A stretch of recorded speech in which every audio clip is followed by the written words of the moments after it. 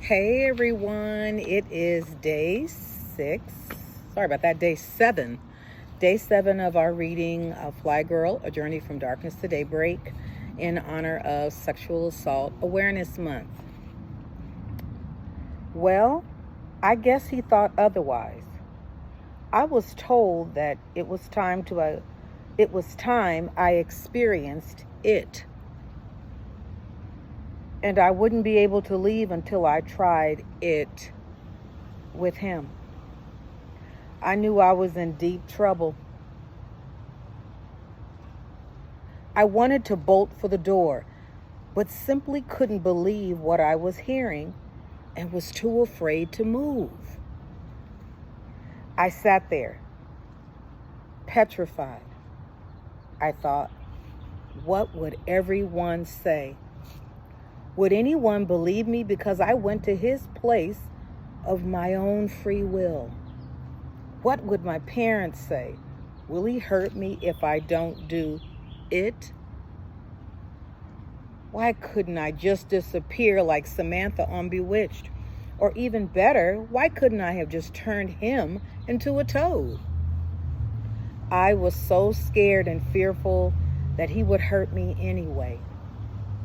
How would I explain torn clothes, blackened eyes, etc.?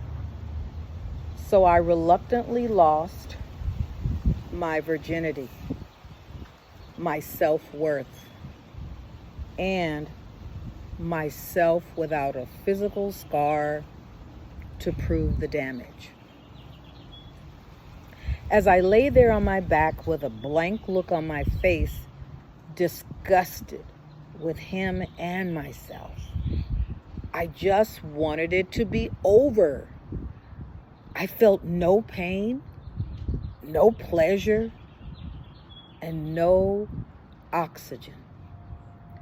When it was over, he was so cavalier, as though he had a right to be with me simply because he wanted it and felt it was time I experienced it. It was like he did me a favor or something. It must have been that athlete's sense of entitlement in him, or just his bizarre mindset. I got dressed calmly, went to the kitchen for a glass of water, and walked to the bus stop as if nothing had happened. Had to play it off as if everything was cool. I really wanted to run as fast as my feet could carry me. Came home and bathed. As the water went down the drain, so did my innocence and zest for life. I couldn't wash away the dull yet deafening pain. My world had crashed. Didn't want to feel the horrific landing or feel anything anymore. Certainly didn't feel the love of God anymore. How could he let that happen? Neither did I feel worthy of God or anyone's love. Whew. Deep breaths on that, huh? As I share with you guys, I am reminded that I'm processing what my 17-year-old little girl felt. And yes, 17, she's still a youngster. Her development is not there. It's not complete.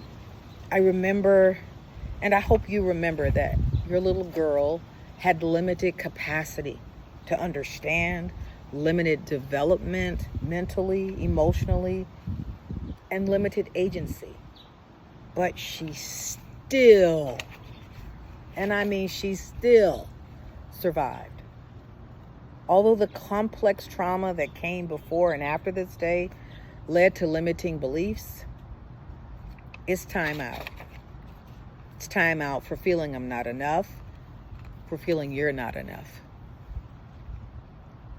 It's time to be heard, and it's time to let you know that your voice matters and my voice matters. Talk to you guys tomorrow.